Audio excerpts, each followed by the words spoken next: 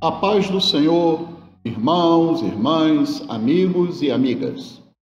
Estaremos fazendo agora o resumo da lição de número 10 desse quarto trimestre. A lição a ser ministrada no dia 9 de dezembro de 2018. O título da lição é Atitudes Coerentes com o Pacto Firmado. Irmãos, a palavra-chave do nosso estudo é pacto. Pacto significa ajuste, contrato ou convenção entre duas ou mais pessoas. Deus e Israel estabeleceram uma aliança, isto é, um pacto, no deserto. Esse pacto foi firmado com sangue de animais, conforme Êxodo, capítulo 24, versículos 7 e 8. Neemias renovou esse pacto, como estaremos estudando. Ainda, irmãos, a Igreja do Senhor, ela está debaixo de um pacto com Deus também. Não o antigo pacto, pois este durou até João Batista, conforme Mateus capítulo 11, versículo 13. Mas estamos sob um novo pacto, uma nova aliança, que também foi firmada com sangue, não sangue de animais, mas com o precioso sangue do nosso Senhor e Salvador Jesus Cristo, conforme Hebreus capítulo 12, versículo 24, e Marcos capítulo 14, versículo 24. Irmãos, nós devemos estar sempre renovando esse pacto com o Senhor, conforme 1 Coríntios capítulo 11, versículo 25, textual.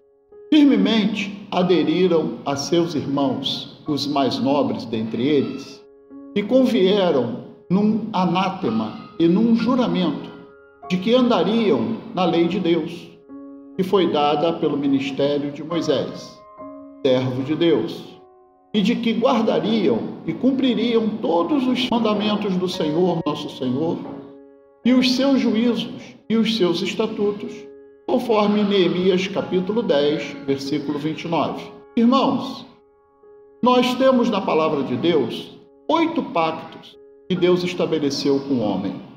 O pacto edênico feito com Adão, lá em Gênesis capítulo 1, versículo 28 até 30, e capítulo 2, versículo 15 até o 17.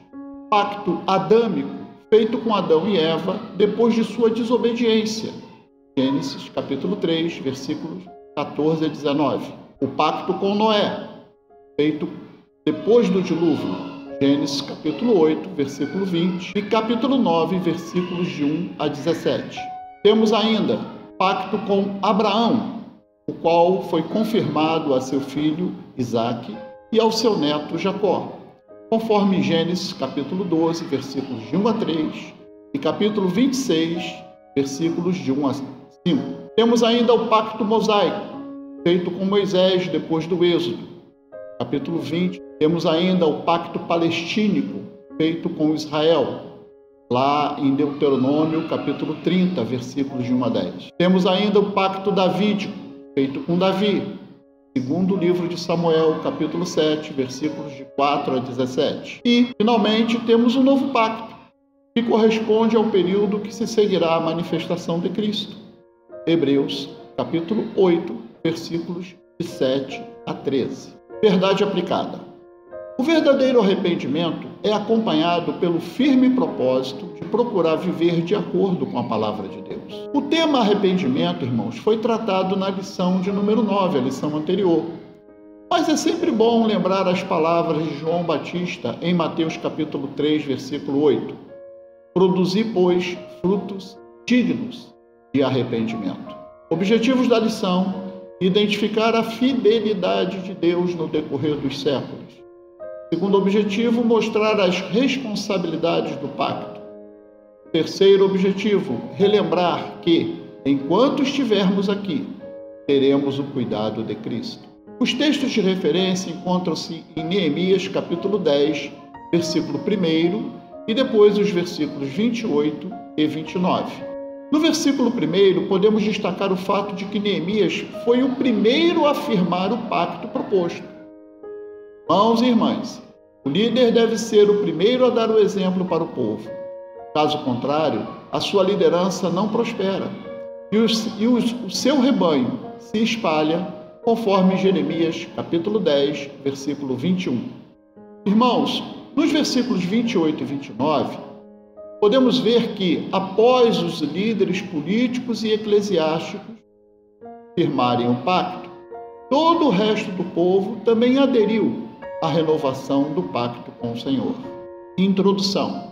O ponto de partida desta lição é a convicção dos filhos de Israel de que tinham que viver de acordo com os mandamentos, juízos e estatutos do Senhor transmitidos por intermédio de Moisés.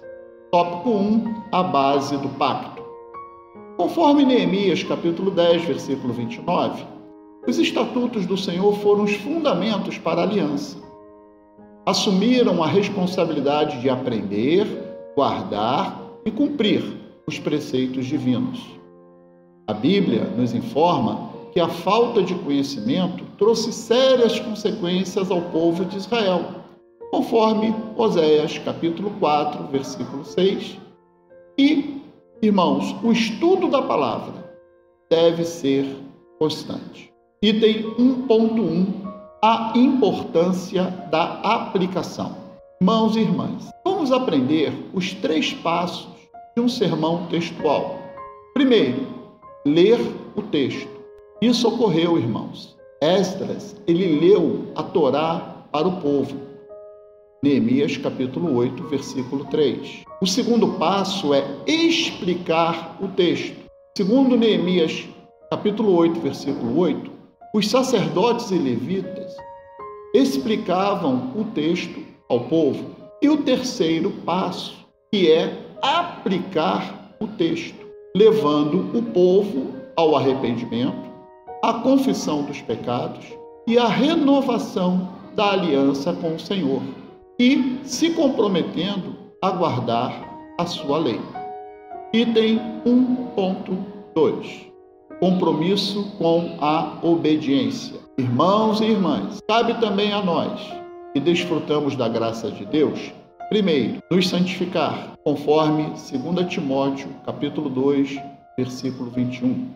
Segundo, manter a obra do Senhor. Cada um contribua segundo propôs no seu coração, não com tristeza ou por necessidade, porque Deus ama ao que dá com alegria.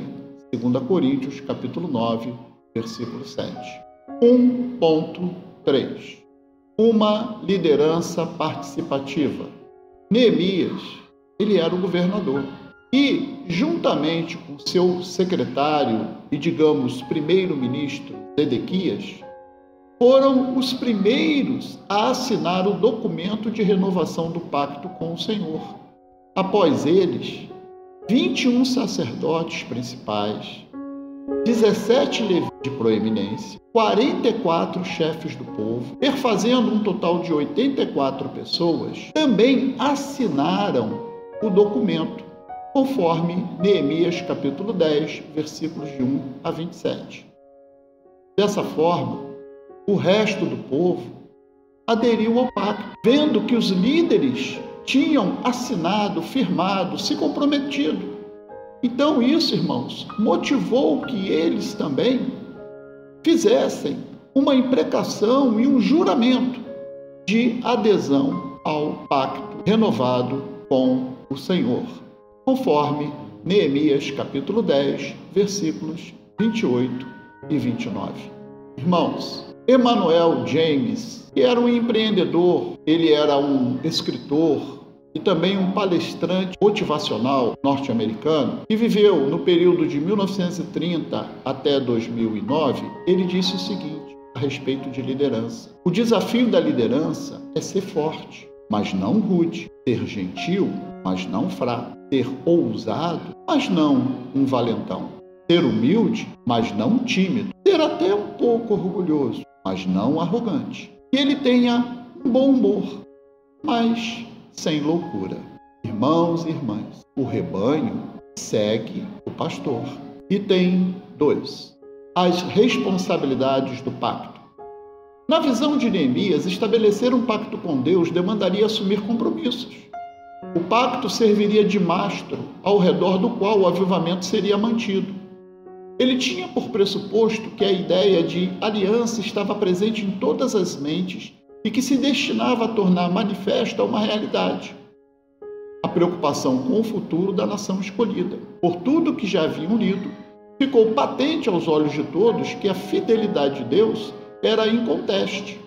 Só restava, portanto, ver a parte que caberia a Israel praticar para selar de modo eficaz o acordo espiritual. Item 2.1.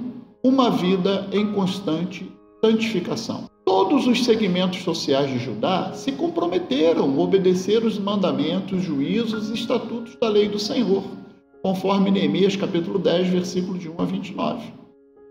Nós também, irmãos, enquanto igreja viva do Senhor Jesus Cristo, devemos obedecer à sã doutrina dos apóstolos, conforme Atos capítulo 2, versículo 42. Irmãos e irmãs, 1 Pedro, capítulo 1, versículos 15 e 16, nos exorta: mas, como é santo aquele que vos chamou, sede vós também santos em toda a vossa maneira de viver. Porquanto está escrito: sede santos, porque eu sou santo. Item 2.2. Evitando o jugo desigual. Neemias capítulo 10, versículo 30, diz o seguinte: não daríamos as nossas filhas aos povos da terra, nem tomaríamos as filhas deles para os nossos filhos. E Paulo nos adverte em 2 Coríntios, capítulo 6, versículos 14 e 15. Não vos prendais a um jugo desigual com os infiéis. Porque que sociedade tem a justiça com a injustiça? E que comunhão tem a luz com as trevas? E que concórdia há entre Cristo e Belial? Ou que parte tem o fiel com o infiel? Item 2.3. Dispostos a contribuir. Outro ponto do pacto incluía trazer os dízimos e as ofertas prescritas na lei para a manutenção do templo e dos sacerdotes, levitas e dos que ali serviam em tempo integral, conforme Neemias capítulo 10, versículos de 33 a 39. Irmãos e irmãs, o Novo Testamento também nos ensina sobre a responsabilidade que nós temos de manter a obra e os obreiros, conforme 1 Coríntios capítulo 16, versículos 1 e 2, e 1 Timóteo capítulo 5, versículos 17 e 18. Item 3. A importância de um viver consciente. Paulo escreve em Colossenses capítulo 3, versículo 16: a palavra de Cristo habite em vós abundantemente. A alegria da nossa salvação deve ser cantada o bastante para sustentá-la. Dar a Deus a honra e a apreciação que lhe são devidas. Essa é mais uma maneira de se passar às gerações futuras as benfeitorias de Deus em relação ao seu povo. Salmos 48, versículos de 12 a 13. 3.1. O arrependimento que humilha e o louvor que estimula. Irmãos e irmãs, o verdadeiro arrependimento nos conduz à humilhação debaixo da poderosa mão de Deus, conforme 1 Pedro capítulo 5, versículo 6. E é através da oração e do louvor que somos estimulados a enfrentar as situações adversas da vida, como, por exemplo, Paulo e Silas, em Atos capítulo 16, versículo 25. Item 3.2. Vida cristã não é conto de fadas. Tenhamos em mente as palavras do Senhor Jesus Cristo em João capítulo 16, versículo 33. Tenho-vos dito isto, para que em mim tenhais paz. No mundo tereis aflições, mas tende bom ânimo, eu venci o mundo. Ou seja, viver nesse mundo inclui o passar por aflições. Mas, como Paulo bradou em Filipenses, capítulo 4, versículo 13, tudo posso naquele que me fortalece. Cultivando atitudes edificantes. Irmãos, um psiquiatra e educador austríaco denominado Rudolf Dreikurs disse: é possível mudar nossas vidas e a atitude daqueles que nos cercam, simplesmente mudando a nós mesmos.